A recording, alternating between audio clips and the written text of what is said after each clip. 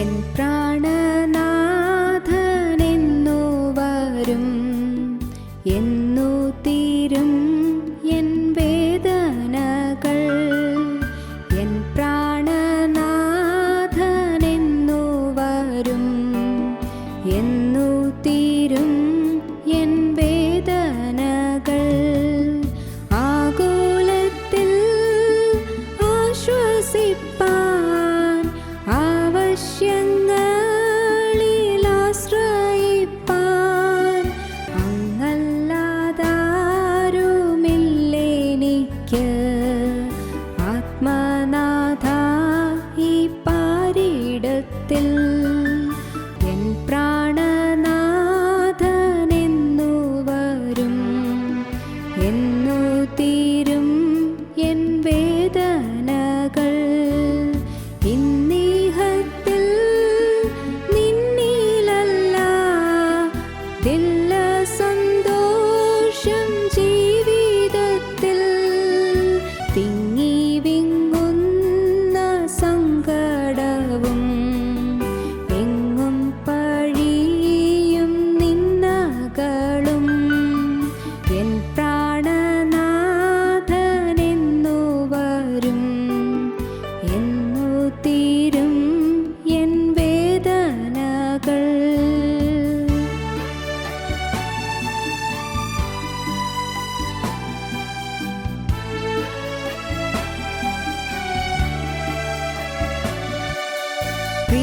പ്രിയരെല്ലാം കൈവിടുമ്പോൾ, പ്രതികൂലമായി മാറിടുമ്പോൾ, പ്രാണപ്രിയായി ഏഴയാകും പ്രാണിയെ നീയും കൈവിടുമോ? എൻ പ്രാണനാഥനെന്നു വരും, എന്നു തീരും എൻ വേദനകൾ. നല്ലതല്ലാതൊന്നുമില്ല, നീ നൽകുമെല്ലാം നന്മയല്ലോ. നിത്യത തന്നിലെത്തുവോളം നീ നടത്തെന്നെ നിൻഹിതം പോൽ. എൻ പ്രാണനാഥനെന്നു വരും, എന്നു തീരും എൻ വേദനകൾ. എൻ പ്രാണനാഥനെന്നു വരും, എന്നു തീരും എൻ വേദനകൾ.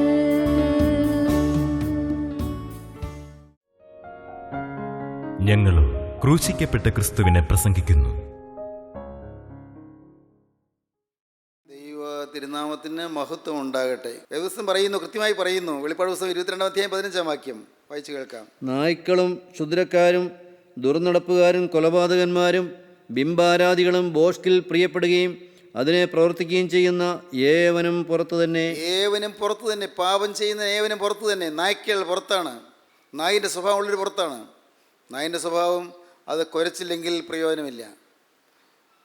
കള്ളൻ വരുമ്പോൾ കുരയ്ക്കണം. അത് നായിൻ്റെ സ്വഭാവമാണ്. അതെങ്കിലേ നായക്കൂടെ പ്രയോജനമുള്ളൂ. അനേകരിന്ന് ഊമനായ്ക്കളാണ്. ഊമനായ്ക്കൾ, കുരപ്പാൻ വയ്യാത്ത ഊമനായ്ക്കൾ. വേദപുസ്തകം വായിക്കാം. ആവർത്തന പുസ്തകം 23:18 വായിക്കാം. ആവർത്തന പുസ്തകം 23:18. 2 പത്രോസ് 2:22 വായിക്കാം. ആവർത്തനം 23:18, 2 പത്രോസ് 2:22. വേശ്യയുടെ കൂലിയും നായുടെ വിലയും നിന്റെ ദൈവമായ യഹോവയുടെ ആലയത്തിലേക്ക് യാതൊരു നേർച്ചയായിട്ടും കൊണ്ടുവരരുത്. വേശ്യയുടെ കൂലിയും നായയുടെ വിലയും നിന്റെ ദൈവത്തിൻ്റെ ആലയത്തേക്ക് കൊണ്ടുവരും. നായെ എത്രയും ഹീന ജീവിയായിട്ടാണ് വേദപുസ്തകം കാണുന്നത്. ഒന്ന് വായിച്ചേ. വേശ്യയുടെ കൂലിയും നായുടെ വിലയും നിന്റെ ദൈവമായ യഹോവയുടെ ആലയത്തിലേക്ക് യാതൊരു നേർച്ചയായിട്ടും കൊണ്ടുവരരുത്. ദൈവത്തിന് നേർച്ച കഴിക്കുമ്പോൾ നായുടെ വില കൊണ്ടുവരരുത്. വേശ്യയുടെ കൂലി കൊണ്ടുവരരുത്. വേശ്യാവൃത്തി ചെയ്ത് കിട്ടിയ രൂപ കൊണ്ടുവരരുത്. അശുദ്ധി ചെയ്ത് കിട്ടിയ രൂപ കൊണ്ടുവരരുത്. ദൈവത്തിൻ്റെ ആലയത്തിലേക്ക് വരുമ്പോൾ നേർച്ചയായി കൊണ്ടുവരരുത്. ദൈവത്തിന് സ്തോത്രം. നായെ ഒരു ഹീനജീവിയായിട്ടാണ് കാണുന്നത്. അതുകൊണ്ടാണ് കർത്താവ് ആ സ്വറോഫോയിക്ക ജാതിയിലുള്ള കനാന്യ സ്ത്രീയോട് കർത്താവ് പറഞ്ഞപ്പോൾ മക്കൾക്കുള്ള അപ്പമെടുത്ത് നായ്ക്കുട്ടികൾക്ക് ഇട്ട് കൊടുക്കുന്ന വിഹിതമല്ല എന്ന് പറഞ്ഞത്. നായ്ക്കുട്ടി, ആ പുറജാതി സ്ത്രീ വന്നപ്പോൾ ഒരു നായ്ക്കുട്ടിയായിട്ടാണ് അവളെ കാണുന്നത്.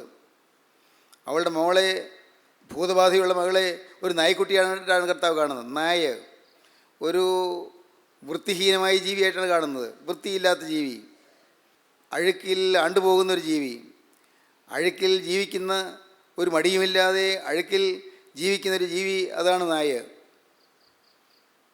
നാം നമ്മുടെ വീടുകളിൽ വളർത്തുന്ന നായ കുളിപ്പിച്ച് അതിനെ പൗഡർ പൂശി എല്ലാം കൊണ്ടു നടക്കുമായിരിക്കും. പക്ഷേ നായ തിരുവചനപ്രകാരം ഒരു നികൃഷ്ട ജീവിയാണ്. വായിക്കാം, പത്രോസിൻ്റെ 2-ാമത്തെ ലേഖനം 2-ാമത്തെ 22-ാം വാക്യം. എന്നാൽ സ്വന്തം ഛർദ്ദിക്ക് തിരിഞ്ഞ നായെന്നും കുളിച്ചിട്ട് ചെളിയിൽ ഉരുളുവാൻ തിരിഞ്ഞ പന്നിയെന്നുമുള്ള സത്യമായ പഴഞ്ചൊല്ല് പോലെ അവർക്ക് സംഭവിച്ചു. സ്വന്തം ഛർദ്ദിക്ക് തിരിഞ്ഞ നായ സ്വന്തം ഛർദ്ദിക്ക് തിരിയുന്നു. നായ ഛർദ്ദിച്ച് കളഞ്ഞത് പിന്നെയും തിരിഞ്ഞ് ഭക്ഷിക്കുന്നു. എത്ര അറപ്പുള്ള കാര്യം! ഛർദ്ദിച്ചതാണ്, മലിനമാണ്, അത് ഛർദ്ദിച്ച് കളഞ്ഞതാണ്, അത് ദുർഗന്ധം നിറഞ്ഞതാണ്, അടുക്കാൻ വയ്യ. പക്ഷേ നായ്ക്കൊരു പ്രയാസവുമില്ല. നായ താൻ തന്നെ ഛർദ്ദിച്ചത് തിരിഞ്ഞ് ഭക്ഷിക്കുന്നു. ഛർദ്ദിക്ക് തിരിഞ്ഞ നായ എന്നുള്ള പഴഞ്ചൊല്ല് പോലെ സംഭവിച്ചു. പ്രിയപ്പെട്ടവരെ, അനേകരിന്നതുപോലാണ്. മദ്യപാനം വെടിഞ്ഞതാണ്, പക്ഷെ വീണ്ടും മദ്യപാനം തുടങ്ങി.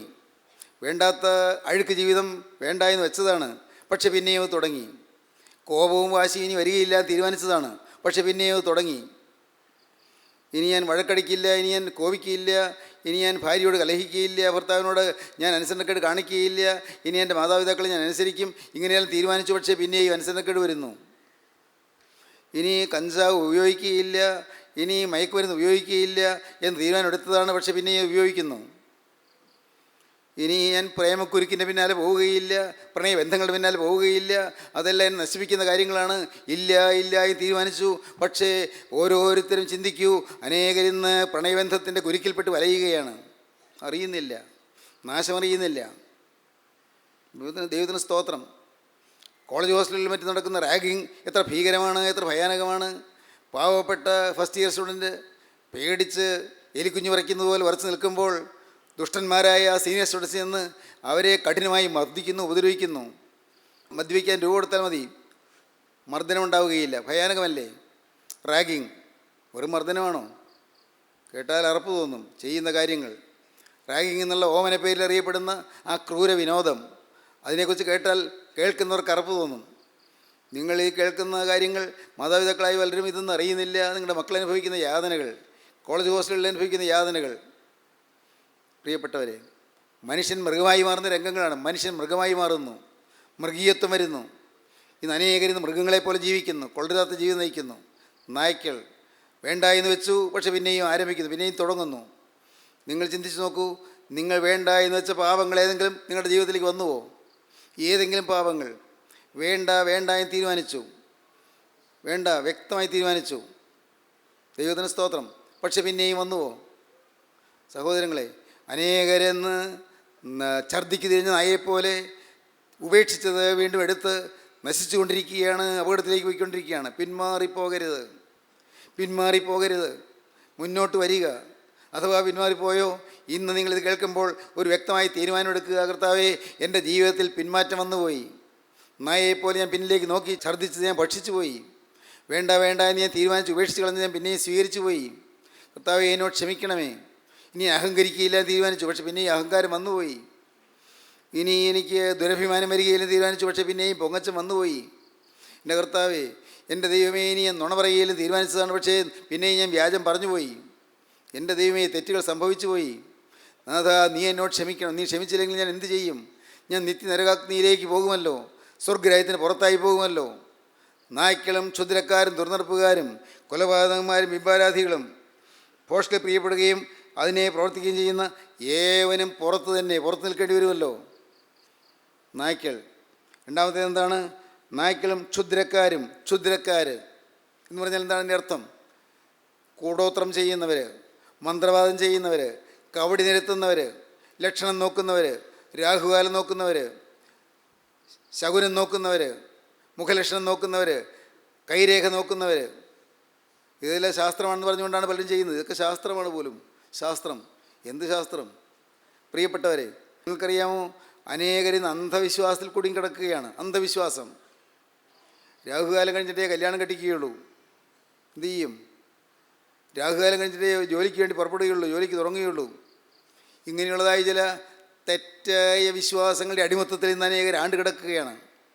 നമുക്കൊന്ന് വായിക്കാം. ലേവ്യ പുസ്തകം 19-ാം അധ്യായത്തിൻ്റെ 25-ാം വാക്യം മുതൽ. 5-ാം സംവത്സരത്തിലോ നിങ്ങൾക്ക് അതിൻ്റെ ഫലം തിന്നാം. അങ്ങനെ അതിൻ്റെ അനുഭവം നിങ്ങൾക്ക് വർദ്ധിച്ചു വരും. ഞാൻ നിങ്ങളുടെ ദൈവമായ യഹോവയാകുന്നു. ഞാൻ നിങ്ങളുടെ ദൈവമായ യഹോവയാകുന്നു. രക്തത്തോടു കൂടിയുള്ളത് തിന്നരുത്. രക്തത്തോടു കൂടിയുള്ളത് തിന്നരുത്. ആഭിചാരം ചെയ്യരുത്. ആഭിചാരം ചെയ്യരുത്. മുഹൂർത്തം നോക്കരുത്. മുഹൂർത്തം നോക്കരുത്. നിങ്ങളുടെ തലമുടി ചുറ്റും വിളുമ്പ് വടിക്കരുത്. തലമുടിയെ ചുറ്റും വിളുമ്പ് വടിക്കരുത്. താടിയുടെ അറ്റം വിരൂപമാക്കരുത്. താടിയുടെ അറ്റം വിരൂപമാക്കരുത്. മരിച്ചവനു വേണ്ടി ശരീരത്തിൽ മുറിവുണ്ടാക്കരുത്. മരിച്ചവന് വേണ്ടി ശരീരത്തിൽ മുറിവുണ്ടാക്കരുത്. മെയ്മേൽ പച്ച കുത്തരുത്. ശരീരത്തിൽ പച്ച കുത്തരുത്. ഞാൻ യഹോവയാകുന്നു. ഞാൻ യഹോവയാകുന്നു. നോക്കുക, ഗൗരവമായിട്ട് കർത്താവ് പറയുന്നു, ഞാൻ യഹോവയാകുന്നു. നിങ്ങളെൻ്റെ ജനമാണെങ്കിൽ നിങ്ങൾ ഒരു വ്യതിരിക്ത ജാതിയായി, വ്യത്യസ്ത ജാതിയായി നിൽക്കണം. ഡിഫറൻറ്റ് പീപ്പിളായി നിൽക്കണം. എന്താണ് പറഞ്ഞത്? വീണ്ടും പറയുന്നു 30-ാം വാക്യം മുതൽ. നിങ്ങൾ എൻ്റെ ശബത്തുകൾ പ്രമാണിക്കുകയും എൻ്റെ വിശുദ്ധ മന്ദിരത്തോട് ഭയഭക്തിയുള്ളവരായിരിക്കുകയും വേണം. ഞാൻ യഹോവയാകുന്നു. ഞാൻ യഹോവയാകുന്നു. വെളിച്ചപ്പാടന്മാരുടെയും മന്ത്രവാദികളുടെയും അടുക്കൽ പോകരുത്. വെളിച്ചപ്പാടന്മാരുടെയും മന്ത്രവാദികളുടെ അടുക്കൽ പോകരുത്. അവരാൽ അശുദ്ധരായി തീരുവാൻ തക്കവണ്ണം അവരെ അന്വേഷിക്കുകയും അരുത്. അശുദ്ധരായി തീരുവാൻ തക്കവണ്ണം അവരെ, വെളിച്ചപ്പാടന്മാരെയും മന്ത്രവാദികളെ അന്വേഷിക്കരുത്. ഞാൻ നിങ്ങളുടെ ദൈവമായ യഹോവയാകുന്നു. ഞാൻ നിങ്ങളുടെ ദൈവമായ യഹോവയാകുന്നു. അല്ലേ? ആവർത്തന പുസ്തകം 18-ാം അധ്യായം എടുക്കാം. ആവർത്തനം 18-ാം അധ്യായത്തിൻ്റെ 9-ാം വാക്യം മുതൽ വായിക്കാം. ആവർത്തന പുസ്തകം 18-ാം അധ്യായത്തിൻ്റെ 9-ാം വാക്യം മുതൽ. നിന്റെ ദൈവമായ യഹോവ നിനക്ക് തരുന്ന ദേശത്തെത്തിയ ശേഷം അവിടുത്തെ ജാതികളുടെ മ്ലേച്ഛതകൾ നീ പഠിക്കരുത്. ജാതികളുടെ മ്ലേച്ഛതകൾ നീ പഠിക്കരുത്. തൻ്റെ മകനെയോ മകളെയോ അഗ്നിപ്രവേശം ചെയ്യിക്കുന്നവൻ, മകനെയോ മകളെയോ അഗ്നിപ്രവേശം ചെയ്യിക്കുന്നവൻ, പ്രശ്നക്കാരൻ, മുഹൂർത്തക്കാരൻ, ആഭിചാരകൻ, ക്ഷുദ്രക്കാരൻ, മന്ത്രവാദി, വെളിച്ചപ്പാടൻ, ലക്ഷണം പറയുന്നവൻ, അഞ്ജനക്കാരൻ, മഷിയിട്ട് നോക്കുന്നവൻ, അഞ്ജനക്കാരൻ എന്നിങ്ങനെയുള്ളവരെ നിങ്ങളുടെ ഇടയിൽ കാണരുത്. ഈ കാര്യങ്ങൾ ചെയ്യുന്നവനെല്ലാം യഹോവയ്ക്ക് വെറുപ്പാകുന്നു. ദൈവത്തിന് സ്തോത്രം. വ്യക്തമായിട്ടാണ് പറയുന്നത്. പ്രിയപ്പെട്ടവരെ, ചിന്തിക്കൂ. അന്ധവിശ്വാസത്തിൽ ആണ്ടുകിടന്ന കാലങ്ങളില്ലേ? അബദ്ധവിശ്വാസങ്ങളിൽ കുടുങ്ങിക്കിടന്ന കാലങ്ങളില്ലേ? എത്രയോ വലിയ ദുരാചാരങ്ങൾക്കിട്ട് നാം നശിച്ചുകൊണ്ടിരിക്കുകയായിരുന്നു. അവിടെ നിന്നെല്ലാമല്ലേ കർത്താവ് നമ്മൾ വീണ്ടെടുത്തത്? ഈ അന്ധവിശ്വാസങ്ങളിൽ നിന്ന് കർത്താവ് നമ്മെ ഉയർത്തിയെടുത്തില്ലേ? പിന്നെയും അതിലേക്ക് പോകരുത്. അതാണ് പറഞ്ഞത്, നായ്ക്കളും ക്ഷുദ്രക്കാർ അവർ പുറത്തായിരിക്കും. ഇന്ന് മനുഷ്യൻ താൽക്കാലികമായ ലാഭങ്ങൾക്ക് വേണ്ടി, താൽക്കാലികമായ സന്തോഷങ്ങൾക്ക് വേണ്ടി, താൽക്കാലികമായ സുഖഭോഗങ്ങൾക്ക് വേണ്ടി ഇങ്ങനെയുള്ളതായ കാര്യങ്ങൾ ചെയ്യുന്നുണ്ട്, വൃത്തികെട്ട കാര്യങ്ങൾ ചെയ്യുന്നുണ്ട്. എന്നാൽ ആ വഴിക്ക് നിങ്ങൾ പോകരുത്. കാരണം ഇത് പോയാൽ നിങ്ങൾ പുറത്തായി പോകും, ദൈവരാജ്യത്തിന് പുറത്തായി പോകും. 1 നായ്ക്കൾ, 2 ക്ഷുദ്രക്കാർ, മൂന്നാമത്തേത് ദുർനടപ്പുകാർ, അഡൾട്ടറി, ദുർനടപ്പ്, വേശ്യാവൃത്തി, പരസംഗം, വ്യഭിചാര ജീവിതം. ദുർനടപ്പുകാർ ദൈവരാജ്യത്തിൽ പോകുകയില്ല, അവർ പുറത്ത് നിൽക്കേണ്ടി വരും. എൻ്റെ സഹോദരങ്ങളെ, വേദപുസ്തകം എത്ര വ്യക്തമായിട്ടാണ് പറയുന്നത്? ദൈവത്തിന് സ്തോത്രം. വേദപുസ്തകത്തെ കൃത്യമായിട്ടാണ് പറയുന്നത്. സ്ത്രീയെ മോഹിക്കേണ്ടതിന് അവളെ നോക്കുന്നവൻ എല്ലാം ഹൃദയം കൊണ്ട് അവളോട് വ്യഭിചാരം ചെയ്തു പോയി. ഹൃദയത്തിൽ വ്യഭിചാരം വരുന്നു. സ്ത്രീയെ മോഹത്തോടെ നോക്കിയാൽ. പ്രിയപ്പെട്ടവരെ, അനേകർ തെറ്റിദ്ധരിക്കുന്നൊരു കാര്യമുണ്ട്. ഒരു ചീത്ത പടം കണ്ടുപോയി, അയ്യോ എന്തു ചെയ്യും? പേടിക്കണ്ട. ഒരു സ്ത്രീയോ അല്ലെങ്കിൽ പുരുഷനെയോ കണ്ടുപോയി, പേടിക്കണ്ട. കണ്ടു എന്നുള്ളത് പേടിക്കണ്ട. പക്ഷേ കാണാൻ വേണ്ടി നോക്കിയാൽ പേടിക്കണം. കാണാൻ വേണ്ടി നോക്കരുത്. കാണാൻ വേണ്ടി നോക്കുമ്പോൾ അവിടെ മോഹമുണ്ട്. മോഹമില്ലാതെ നോക്കാം, കുഴപ്പമില്ല. കണ്ടുപോയി.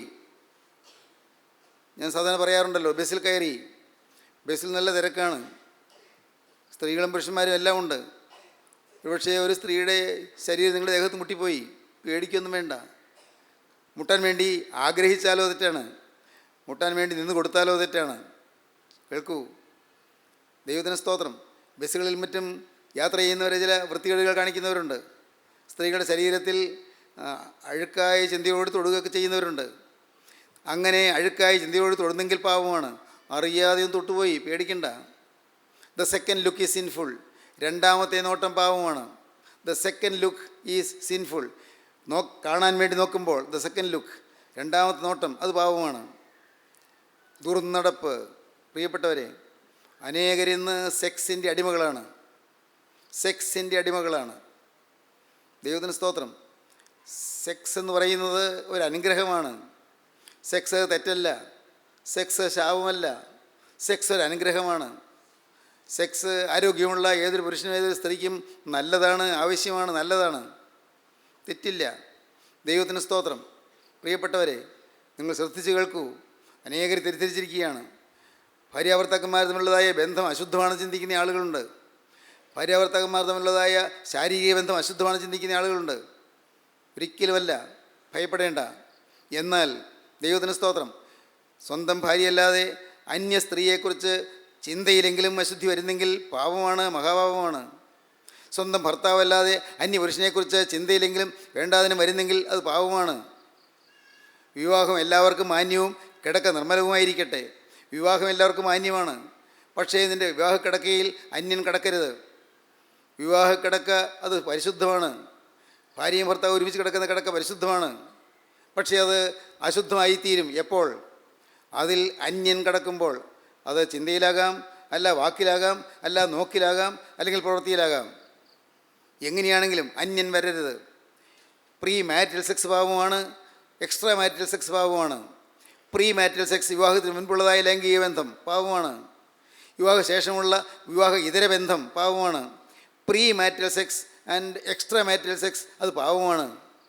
ദൈവത്തിന് സ്തോത്രം. പ്രിയപ്പെട്ടവരെ, വ്യക്തമായി പറഞ്ഞു തരുന്ന കാര്യങ്ങളല്ലേ, നിങ്ങളിതെല്ലാം മനസ്സിലാക്കൂ. അവരോ ദുർനടപ്പുകാർ, അവർ ദൈവരാജ്യത്തിൽ പുറത്ത് നിൽക്കേണ്ടി വരും, ദൈവരാജ്യത്തിന് പുറത്ത് നിൽക്കേണ്ടി വരും. അവന് പുറത്താണ് ദുർനടപ്പുകാർ. നായ്ക്കളും ക്ഷുദ്രക്കാരും ദുർനടപ്പുകാരും. പിന്നെ ഏതാണ്? കൊലപാതകന്മാരും. കൊലപാതകന്മാർ പുറത്ത് നിൽക്കേണ്ടി വരും. കൊലപാതകം. സ്നേഹിതരെ, ഞാൻ ചോദിക്കട്ടെ, നിങ്ങൾ ഒരുപക്ഷെ ആരെയും നേരിട്ട് കൊന്നിട്ടുണ്ടാവില്ല. പക്ഷേ നിങ്ങളുടെ ഹൃദയത്തിൽ പകയും വിദ്വേഷം വന്നുപോയോ? കൊല്ലണമെന്നോ അല്ല ആ ആൾ ചാകണമെന്നോ നിങ്ങൾ ചിന്തിച്ചിട്ടുണ്ടോ? വേറൊരാളെക്കുറിച്ച് അവന് ചത്തുപോയാൽ കൊള്ളാമായിരുന്നു ചിന്തിച്ചിട്ടുണ്ടോ? പാവമാണ്. അത് കൊലപാതകത്തിന് തുല്യമാണ്.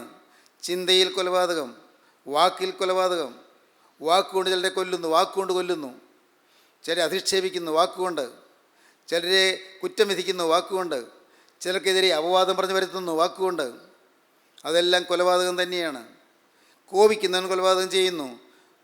കർത്താവിൻ്റെ മലപ്രസംഗത്തിൽ മത്തായി സുവിശേഷം 5-ാം അധ്യായത്തിൽ പറയും, കോപിക്കുന്നവൻ കൊലപാതകം ചെയ്യുന്നു. കോപം കൊലപാതകമാണ്. പ്രിയപ്പെട്ടവർ, അതിനപ്പുറത്തേക്ക് ഒന്നുകൂടി കടന്നു പോകാം. സ്ത്രീകൾ ഗർഭത്തിലുള്ള കുഞ്ഞിനെ കൊല്ലുന്നത് കൊലപാതകമാണ്. ഒരു ശിശു പിറന്നതിന് ശേഷം അതിനെ കൊല്ലുന്നെങ്കിൽ അത് കൊലപാതകമാണ്. ശിശു ഉരുവായതിനു ശേഷം അതിനെ കൊല്ലുന്നെങ്കിൽ കൊലപാതകമാണ്. ഇതെല്ലാം കേൾക്കുമ്പോൾ നിങ്ങൾ പരിഭ്രമിക്കാനല്ല, നിങ്ങൾ നിരാശപ്പെടാനല്ല. അയ്യോ സംഭവിച്ചു പോയല്ലോ കർത്താവേ, എന്തു വേണ്ടു, വിഷമിക്കേണ്ട. എല്ലാ പാവവും ക്ഷമിക്കാൻ യേശുക്രിസ്തുവിൻ്റെ രക്തമുണ്ട്. എല്ലാ പാവവും കഴുകാൻ യേശുക്രിസ്തുവിൻ്റെ രക്തമുണ്ട്. ശാപം മാറ്റാൻ യേശുക്രിസ്തുവിൻ്റെ രക്തമുണ്ട്.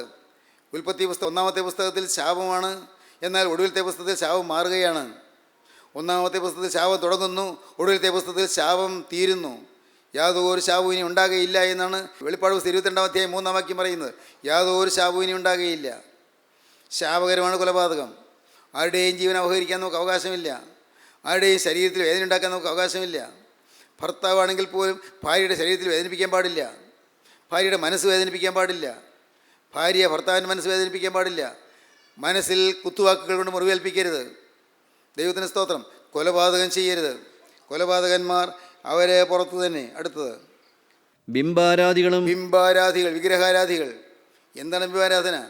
നിങ്ങൾ പറയും, സാറേ ഞാൻ ബിംബാരാധനയില്ല. എന്നാൽ സ്നേഹിത, യേശുക്രിസ്തുവിനേക്കാൾ കൂടുതൽ ഏതിനെങ്കിലും നീ സ്നേഹിക്കുന്നെങ്കിൽ അത് വിഗ്രഹാരാധനയാണ്. യേശുക്രിസ്തുവിനേക്കാൾ കൂടുതൽ നിൻ്റെ ഭാര്യയെ നീ സ്നേഹിക്കുന്നെങ്കിൽ വിഗ്രഹാരാധനയാണ്. യേശുക്രിസ്തുവിനേക്കാൾ കൂടുതൽ നിൻ്റെ ഭർത്താവിനെ സ്നേഹിക്കുന്നെങ്കിൽ ബിംബാരാധനയാണ്. യേശുക്രിസ്തുവിനേക്കാൾ കൂടുതൽ നിൻ്റെ മോനെ അല്ലെങ്കിൽ മോളെ സ്നേഹിക്കുന്നെങ്കിൽ ബിംബാരാധനയാണ്. യേശുക്രിസ്തുവിനേക്കാൾ കൂടുതൽ നിൻ്റെ ജോലിയെ സ്നേഹിക്കുന്നെങ്കിൽ ബിംബാരാധനയാണ്. യേശുക്രിസ്തുവിനേക്കാൾ കൂടുതൽ നിൻ്റെ ശമ്പളത്തെ സ്നേഹിക്കുന്നെങ്കിൽ വിഗ്രഹാരാധനയാണ്. യേശുക്രിസ്തുവിനേക്കാൾ നിൻ്റെ ബാങ്ക് ബാലൻസിനെ സ്നേഹിക്കുന്നെങ്കിൽ വിഗ്രഹാരാധനയാണ്. യേശുക്രിസ്തുവിനേക്കാൾ കൂടുതൽ നിൻ്റെ ബിസിനസ്സിനെ സ്നേഹിക്കുന്നെങ്കിൽ വിഗ്രഹാരാധനയാണ്. ദൈവത്തിന് സ്തോത്രം. യേശുക്രിസ്തുവാണ് ആരാധനയ്ക്ക് യോഗ്യൻ. എന്തിന്? യേശു ക്രിസ്തുവിനേക്കാൾ കൂടുതൽ ഭൂമിയിലെ മനുഷ്യരാരെയെങ്കിലും വീരാരാധന നടത്തുന്നെങ്കിൽ ബിംബാരാധനയാണ്. Hero worship ബിംബാരാധനയാണ്. കുട്ടി ദൈവങ്ങളെ നിങ്ങൾ ഉണ്ടാക്കരുത്. കുട്ടി ദൈവങ്ങൾ മനുഷ്യ ദൈവങ്ങളായി കാണരുത്. മനുഷ്യ ദൈവങ്ങളായി കാണരുത്. ദൈവത്തിന് സ്തോത്രം. കൂട്ടായ്മയിൽ വചനം പറയുന്നവരെ കുട്ടി ദൈവങ്ങളല്ല. കൂട്ടായ്മയിൽ ദൈവത്തിന് വേല ചെയ്യുന്നവരെ കുട്ടി ദൈവങ്ങളല്ല. ദൈവത്തിന് സ്തോത്രം. ആരും കുട്ടി ദൈവം ചമയരുത്, കുട്ടി ദൈവം ചമയിക്കുകയും അരുത്. ഹല്ലേലൂയ. ദൈവത്തിന് സ്തോത്രം. കുട്ടി ദൈവം ചമയുന്ന ആളുകളുണ്ട്. ദൈവത്തിന് സ്തോത്രം. അനേകർ ദൈവത്തിൻ്റെ വേലക്കാർ കുട്ടി ദൈവം ചമയുന്നു. അപകടമാണ്, വലിയ പാപമാണ്. ദൈവത്തിന് സ്തോത്രം. അത് ബിംബാരാധനയാണ്. അടുത്തത്, ബോഷ്കിൽ പ്രിയപ്പെടുകയും അതിനെ പ്രവർത്തിക്കുകയും ചെയ്യുന്ന ഏവനും പുറത്തു തന്നെ. ഫോഷ്കിൽ പ്രിയപ്പെടുകയും അതിനെ പ്രവർത്തിക്കുകയും ചെയ്യുന്ന ഏവനും പുറത്ത് തന്നെ. ഫോഷ്കിൽ പ്രിയപ്പെടുകയും അതിനെ പ്രവർത്തിക്കുകയും ചെയ്യുന്നു. ഫോഷ്ക്ക്, ഫോൾസ്ഹുഡ്. ഫോഷ്ക്ക് എന്ന് പറഞ്ഞാൽ വ്യാജം. വ്യാജത്തിൽ പ്രിയമയ്ക്കുന്നു. എന്നെ ഏൽപ്പിക്കാത്ത ഒരു ശുശ്രൂഷ ഞാൻ ചെയ്യുന്നെങ്കിൽ അത് ഫോഷ്ക്കാണ്. സ്വർഗത്തിൽ നിന്ന് എനിക്ക് ഒരു ശുശ്രൂഷ തന്നിട്ടില്ലെങ്കിൽ അത് ഞാൻ ചെയ്യുന്നെങ്കിലോ അത് ഫോഷ്ക്കാണ്. പ്രിയപ്പെട്ടവരെ, ശ്രദ്ധിച്ചോ? നിങ്ങൾക്ക് മനസ്സിലായോ? ഫോഷ്കിൽ പ്രിയപ്പെടുകയും അതിനെ പ്രവർത്തിക്കുകയും ചെയ്യുന്ന ഏവനും പുറത്ത് തന്നെ. എന്നെ ഏൽപ്പിക്കാത്ത ഒരു ശുശ്രൂഷ, ആത്മീയമാകട്ടെ, നല്ല ഉദ്ദേശത്തോടെയാകട്ടെ, ആത്മാക്കൾ രക്ഷപ്പെടുന്നതാകാൻ ഉദ്ദേശിച്ച് തന്നെയാകട്ടെ, എന്നാൽ പോലും ഫോഷ്കിൽ വേല ചെയ്യരുത്, ഫോഷ്കിൽ ശുശ്രൂഷ ചെയ്യരുത്. എന്നെ ഏൽപ്പിക്കാത്ത വേല ഞാൻ ചെയ്യരുത്. ദൈവം തമ്പുരാൻ എന്നെ ഏൽപ്പിച്ചു എന്ന് ഉറപ്പ് വേണം. വിളിയും തിരഞ്ഞെടുപ്പ് ഉറപ്പാക്കണം. വിളിയും തിരഞ്ഞെടുപ്പ് ഉറപ്പാക്കണം. എന്നെ ഏൽപ്പിച്ചു ഈ വേല, ബോധ്യം വേണം. അങ്ങനെ ബോധ്യമുള്ളെങ്കിൽ മാത്രമേ ആ വേല ചെയ്യാവൂ. ഇല്ലെങ്കിലോ നീ വീണിരിക്കും, ആത്മാവിൽ വീണിരിക്കും, കരയേറ്റം കിട്ടുകയില്ല. ദൈവത്തിന് സ്തോത്രം. പ്രിയപ്പെട്ടവരെ, നിങ്ങൾക്ക് ഞാൻ പറയുന്നതൊക്കെ മനസ്സിലാകുന്നുണ്ടോ? ഗൗരവകരമായ കാര്യങ്ങളാണ് പറയുന്നത്. ഫോഷ്കിൽ പ്രിയപ്പെടുകയും അതിനെ പ്രവർത്തിക്കുകയും ചെയ്യുന്ന ഏവനും പുറത്ത് തന്നെ. വ്യാജം വരരുത്, മോഷണം വരരുത്, കവർച്ച വരരുത്, അന്യൻ്റെ സ്വന്തം കയ്യിൽ വന്നു പോകരുത്, അന്യനറിയാതെ സ്വത്ത് നമ്മുടെ കയ്യിൽ വരരുത്, അവൻ അനുവദിക്കാതെ അവൻ്റെ സ്വത്ത് നമ്മുടെ കയ്യിൽ വരരുത്. അത് വന്നാൽ നമുക്ക് ദോഷമാണ്. ചിന്തിക്കൂ, നിങ്ങൾ പ്രിയപ്പെട്ടവരെ, ചിന്തിക്കൂ. അന്യൻ്റെ ഏതെങ്കിലും കൈവശമുണ്ടോ? അതുകൊണ്ട് കൈക്കൂലി അപകടമാണ്, കൈക്കൂലി പാവമാണ്. അഴിമതിക്ക് കൂട്ടു നിൽക്കുന്നത് പാവമാണ്. അത് പാവമാണ്, ശിക്ഷയുണ്ട്. എല്ലാം പുറത്ത് തന്നെ. ആ വാക്യം 15 വാക്യം ഒന്നുകൂടെ വായിക്കൂ. നായ്ക്കളും ക്ഷുദ്രക്കാരും ദുർനടപ്പുകാരും കൊലപാതകന്മാരും ബിംബാരാധികളും ബോഷ്കിൽ പ്രിയപ്പെടുകയും അതിനെ പ്രവർത്തിക്കുകയും ചെയ്യുന്ന ഏവനും പുറത്തു തന്നെ. പ്രവർത്തിക്കുകയും ചെയ്യുന്ന ഏവനും പുറത്ത് തന്നെ. ദൈവത്തിന് സ്തോത്രം. ഇന്നത്തെ സ്ഥിതിയിൽ ഈ വാക്യം വെച്ചുകൊണ്ട് നിങ്ങൾ ചിന്തിക്കൂ. ഇന്നത്തെ സ്ഥിതിയിൽ നിങ്ങൾ പുറത്തായിരിക്കുമോ അകത്തായിരിക്കുമോ? ദൈവത്തിന് സ്തോത്രം. നിങ്ങൾ കഴുകൽ വാങ്ങിയോ? കഴുകൽ കിട്ടിയോ? ജീവൻ്റെ പക്ഷത്തിൽ തങ്ങൾക്ക് അധികാരം ഉണ്ടാകേണ്ടതിനും ഗോപുരങ്ങളിൽ കൂടി നഗരത്തിൽ കടക്കേണ്ടതിനും തങ്ങളുടെ വസ്ത്രം വെക്കുന്നവർ ഭാഗ്യവാന്മാർ. നായ്ക്കളും ക്ഷുദ്രക്കാരും ദുർനടപ്പുകാരും ബിംബാരാധികളും കൊലപാതകന്മാരും ഫോഷ്കിൽ പ്രിയപ്പെടുകയും അതിനെ പ്രവർത്തിക്കുകയും ചെയ്യുന്ന ഏവനും പുറത്ത് തന്നെ. പുറത്തായിരിക്കുമോ അകത്തായിരിക്കുമോ? സ്നേഹിതരെ, ഞാൻ വിനയപൂർവ്വം നിങ്ങൾ അറിയിക്കട്ടെ, നിങ്ങൾക്ക് വേണമെങ്കിൽ അകത്തേക്ക് വരാം. യഹോവയാൽ അനുഗ്രഹിക്കപ്പെട്ടവനെ നീ എന്തിനു പുറത്ത് നിൽക്കുന്ന? അകത്തേക്ക് വരിക. നീ അകത്തേക്ക് വരിക. അകത്തേക്ക് വരാം. നിനക്കകത്തേക്ക് വരാം. ദൈവത്തിന് സ്തോത്രം. യഹോവയാൽ അനുഗ്രഹിക്കപ്പെട്ടവനെ നീ എന്തിന് പുറത്ത് നിൽക്കുന്നു? അകത്തേക്ക് വരിക. നീ പുറത്ത് നിൽക്കേണ്ടവനല്ല, നീ പുറമേ നിൽക്കേണ്ടവനല്ല, നീ അന്യനല്ല. നീ സ്വന്തം ജാതിയാണ്, സ്വന്തം ജനമാണ്, ക്രിസ്തുവിൻ്റെ സ്വന്തക്കാരാണ്, യേശുവിന് സ്വന്തം ഭവനക്കാരാണ്, യേശുവിന് സ്വന്തം ഭവനക്കാർ. ദൈവത്തിന് സ്തോത്രം. സ്നേഹിതരെ, നാം വിളിക്കപ്പെട്ടവരാണ്, നാം തിരഞ്ഞെടുക്കപ്പെട്ടവരാണ്, നാം നിയമിക്കപ്പെട്ടവരാണ്, നാം ഓരോരുത്തരും ദൈവത്തിൻ്റെ സ്നേഹത്താൽ ക്ഷണിക്കപ്പെട്ടവരാണ്. ദൈവം വീണ്ടെടുത്തവരാണ്, ദൈവം നമ്മെ വിടുവിച്ചവരാണ്. ദൈവത്തിന് സ്തോത്രം. നാം പുറത്ത് നിൽക്കേണ്ടവരല്ല. നിങ്ങളാരും പുറത്ത് നിൽക്കരുത്. നിങ്ങളകത്തേക്ക് വരിക. ഞാൻ പറയുന്നത് കൂട്ടായ്മയിലേക്ക് വരാനല്ല ഞാൻ പറഞ്ഞത്. ദൈവത്തിന് സ്തോത്രം. കൂട്ടായ്മയിലേക്ക് വന്നാൽ സത്യവചനം കേൾക്കാം, വചനം കിട്ടും, ശരി, നല്ലതാണ്. പക്ഷേ കൂട്ടായ്മയിലേക്ക് വരാനല്ല ഞാൻ ക്ഷണിക്കുന്നത്. ഞാൻ ക്ഷണിക്കുന്നത് ദൈവത്തിൻ്റെ പരിശുദ്ധാത്മാവ് ക്ഷണിക്കുന്നതാണ്. നിങ്ങളകത്തേക്ക് വരിക, സ്വർഗ്ഗരാജ്യത്തിനകത്തേക്ക് വരിക. നിങ്ങളാരും പുറത്ത് നിൽക്കരുത്. ദുഷ്ടൻ്റെ മരണത്തിൽ എനിക്ക് താല്പര്യമില്ല എന്ന് യഹോവ അരുളി ചെയ്യുന്നു. ദുഷ്ടൻ്റെ മരണത്തിൽ എനിക്ക് ഇഷ്ടമില്ല എന്ന് യഹോവ അരുളി ചെയ്യുന്നു. ആരും ആത്മാവിൽ മരിച്ചു പോകണമെന്ന് കർത്താവ് ആഗ്രഹിക്കുന്നില്ല. അകത്തേക്ക് വരിക. ദൈവം വിളിക്കുകയാണ്. മോളെ, നീ അകത്തേക്ക് വരിക. മകനെ, നീ അകത്തേക്ക് വരിക. നീ മത്സരിച്ച് പുറത്ത് നിൽക്കല്ലേ. നീ ചോദ്യം ചെയ്ത് പുറത്ത് നിൽക്കല്ലേ. മൂത്ത മകനെ പോലെ, മൂത്ത മുടിയപുത്രനെ പോലെ നീ പുറത്ത് നിൽക്കല്ലേ. ഇളയ മുടിയപുത്രനെ പോലെ നീ അകത്തേക്ക് വരിക. അകത്ത് ഊണുമേശയിലിരിക്കുക, വിരുന്ന് മേശയിലിരിക്കുക. നീ അകത്തേക്ക് വരിക. നീ പുറത്ത് നിൽക്കേണ്ടവനല്ല, നീ അന്യനല്ല, നീ സ്വന്തമാണ്, നീ വിളിക്കപ്പെട്ടവനാണ്, നീ സ്വന്തം ജാതിയാണ്. ദൈവത്തിന് സ്തോത്രം. നിങ്ങളോ അന്ധകാരത്തിൽ നിന്ന് തൻ്റെ അത്ഭുത പ്രകാശത്തിലേക്ക് നിങ്ങളെ വിളിച്ചവൻ്റെ സൽഗുണങ്ങളെ ഘോഷിപ്പാൻ തക്കവണ്ണം തിരഞ്ഞെടുക്കപ്പെട്ട ഒരു ജാതിയും രാജകീയ പുരോഹിത വർഗവും വിശുദ്ധ വംശവും സ്വന്തം ജനവുമാകുന്നു. മുമ്പേ നിങ്ങൾ ജനമല്ലാത്തവർ, ഇപ്പോഴോ ദൈവത്തിൻ്റെ ജനം. കരുണ ലഭിക്കാത്തവർ, ഇപ്പോഴോ കരുണ ലഭിച്ചവർ തന്നെ. അതുകൊണ്ട് നിങ്ങൾ അകത്തേക്ക് വരിക. അകത്തേക്ക് വരാൻ നിങ്ങളുടെ വസ്ത്രം കഴുകിയാൽ മതി, വസ്ത്രം അലക്കിയാൽ മതി. സ്തോത്രം. വസ്ത്രം അലക്കാൻ കുഞ്ഞാടിൻ്റെ രക്തമുണ്ട്, ഊനമില്ലാത്ത കുഞ്ഞാടിൻ്റെ രക്തമുണ്ട്. ആ തിരുരക്തമാണ് നിങ്ങളോട് സംസാരിക്കുന്നത്. ആർക്കും അകത്തേക്ക് വരാം. ആ ഊനമില്ലാത്ത കുഞ്ഞാടിൻ്റെ ചങ്ക് വളർന്നൊഴുകിയ രക്തം, ആ തിരുഹൃദയം പടർന്നൊഴുകിയ രക്തം നിങ്ങൾക്ക് മോചനം തരും. എന്നും കേൾക്കുന്നത് അതുകൊണ്ട് നിങ്ങൾക്ക് ചെടിപ്പാണോ? എന്നും കേൾക്കുന്നതായതുകൊണ്ട് നിങ്ങൾക്ക് മടുപ്പാണോ? എൻ്റെ സ്നേഹിതരെ, ഊനമില്ലാത്ത കുഞ്ഞാടിൻ്റെ രക്തം നിങ്ങൾ കഴുകാൻ ഇതാ നിങ്ങളുടെ അരികത്തേക്ക് വന്നിരിക്കുന്നു. ആ രക്തം നിങ്ങളുടെ മേൽ തളിക്കാൻ കർത്താവ് നിൽക്കുന്നു. ആ രക്തം നിങ്ങളുടെ നെറ്റിമേൽ പുരട്ടിത്തരാൻ കർത്താവ് നിൽക്കുന്നു. അടയാളമുള്ള ഒരുത്തിനെയും തുടരുതെന്ന് കർത്താവ് കൽപ്പിക്കുന്നു. അടയാളം തരാൻ കർത്താവ് നിൽക്കുന്നു. മോനെ, നിനക്ക് അടയാളം വേണമോ? മോളെ, നിനക്ക് മുദ്ര വേണമോ? ഊനമില്ലാത്ത കുഞ്ഞാടിൻ്റെ രക്തം നിന്റെ നെറ്റിമേൽ ചാർത്തി തരണമോ? ഇന്ന് അത് വേണമെങ്കിൽ നിനക്ക് കിട്ടും. ഒറ്റയ്ക്കൊരു കാര്യം മാത്രം. യേശുവേ, നിന്നെ കർത്താവ് രക്ഷിതാവുമായി ഞാനിതാ സ്വീകരിക്കുന്നു. യേശുവേ, ഇന്നു മുതൽ ഞാൻ പുതിയ സൃഷ്ടിയായി ജീവിക്കും. യേശുവേ, എൻ്റെ പാപങ്ങളെല്ലാം കഴുകി തരണമേ. സ്വർഗീയ പ്രവേശനം എനിക്ക് തരണമേ. സ്വർഗരാജ്യത്തേക്കുള്ള പ്രവേശനം എനിക്ക് തരണമേ. യേശുവെ, എന്നെ അനുഗ്രഹിക്കണമേ. നിങ്ങൾ പ്രാർത്ഥിക്കുമോ? യേശു ഇതാ വന്ന് കെഞ്ചി നിൽക്കുന്നു. എത്ര കൈകൾ നിങ്ങളെ നേരെ നീട്ടിയിരിക്കുന്നു. ആണിപ്പാട് കരങ്ങൾ നീട്ടിക്കൊണ്ട് അവൻ കെഞ്ചുന്നു. അവൻ യാചകനെ പോലെ നിന്നുകൊണ്ട് വിളിക്കുന്നു. യാചകനെ പോലെ നിന്നുകൊണ്ട് വിളിക്കുന്നു. മകനെ, നിൻ്റെ ഹൃദയം എനിക്ക് തരിക. എൻ്റെ മകളെ, നിൻ്റെ ഹൃദയം എനിക്ക് തരിക. നാഥ, എൻ്റെ ഹൃദയതാ ഞാൻ നിനക്ക് തരുന്നു. എൻ്റെ ജീവിതതാ ഞാൻ നിനക്ക് തരുന്നു. എൻ്റെ ഭാവി ഇതാ നിനക്ക് ഞാൻ തരുന്നു. എനിക്കുള്ളതെല്ലാം ഞാൻ ഇതാ നിനക്ക് തരുന്നു. ഞാനും എനിക്കുള്ളതെല്ലാം യേശുവേ, ഇനി നിൻ്റേത് നിൻ്റെ കയ്യിലേക്ക് ഞാൻ ഇതാ തരുന്നു. കൊടുക്കുമോ? നിങ്ങൾ യേശുവിൻ്റെ കരങ്ങളിലേക്ക് കൊടുക്കുമോ? പാപം നശിപ്പിച്ച ജീവിതം യേശുവിൻ്റെ കരങ്ങളിലേക്ക് കൊടുക്കുമോ? അശുദ്ധി യുവത്തിപ്പോയ ജീവിതം യേശുവിൻ്റെ കരങ്ങളിലേക്ക് കൊടുക്കുമോ? ദുഷ്ടപിശാച് പന്താടി ജീവിതം യേശുവിൻ്റെ കരങ്ങളിലേക്ക് കൊടുക്കുമോ? യേശുവിൻ്റെ കരങ്ങളിലേക്ക് കൊടുക്കുക. കൊടുത്താൽ വാങ്ങും, കൊടുത്താൽ വാങ്ങും. 5000-ങ്ങൾക്ക് ആഹാരമാക്കി തീർക്കും. കൊടുത്താൽ വാങ്ങും, അനേകർക്ക് പോഷണമാക്കി തീർക്കും. ഹല്ലേലൂയ. ദൈവത്തിന് സ്തോത്രം. വേണമോ നിങ്ങൾക്ക് ഈ ഭാഗ്യം? വേണമോ നിങ്ങൾക്ക് ഈ സൗഭാഗ്യം? യേശുവിൻ്റെ അരികത്ത് വന്നിട്ടുണ്ട്. അരികത്ത് വന്നിട്ടുണ്ട്. ഒരു വാക്ക് നിങ്ങൾ പറഞ്ഞാൽ മതി. കർത്താവേ, ഇന്നു മുതൽ ഞാൻ നിൻ്റെ വകയായി ജീവിക്കും. യേശുവേ, നീ എനിക്ക് വേണ്ടി ക്രൂശിൽ മരിച്ചതിനാൽ ഇന്നു മുതൽ ഞാൻ നിൻ്റെ വകയായി ജീവിക്കും. ഒരു വാക്ക് നിങ്ങൾ പറയുമോ? കർത്താവേ, ഇന്നു മുതൽ ഞാൻ നിൻ്റെ വക. യേശുവേ, ഇന്നു മുതൽ ഞാൻ പുതിയ സൃഷ്ടി. യേശുവേ, ഞാൻ നിൻ്റെ വക. നമുക്ക് പ്രാർത്ഥിക്കാം. നമുക്ക് ഒരുമിച്ച് പ്രാർത്ഥിക്കാം. കർത്താവേ, നിൻ്റെ വചനത്താൽ ഞങ്ങളെ പോഷിപ്പിക്കുന്നതിനായി സ്തോത്രം. തിരുവചനം ഞങ്ങൾക്ക് തന്നതിനായി സ്തോത്രം. ജനത്തെ നീ തൊട്ടതിനായി സ്തോത്രം. ഈ മക്കളോട് മനസ്സറിയണമേ. വചനം കേട്ട് എല്ലാവരെയും അനുഗ്രഹിക്കണമേ. ഇവിടെ മാത്രമല്ല, അങ്ങ് ദൂര ദേശങ്ങളിലിരുന്ന് വചനം കേട്ടവരെയും എൻ്റെ നാഥ തൃക്കരം വെച്ച് ആശീർവദിക്കണമേ, അനുഗ്രഹിക്കണമേ. എല്ലാ നന്മകളാൽ നിറയ്ക്കണമേ. അടുത്ത രണ്ടാമത്തെ വരവിന് വേണ്ടി ഞങ്ങളെ ഒരുക്കണമേ. യേശു ക്രിസ്തുവിൻ രാജകീയ നാമത്തിൽ പ്രാർത്ഥിക്കുന്ന കൃപയോടെ കേൾക്കണം പിതാവേ. ആമീൻ.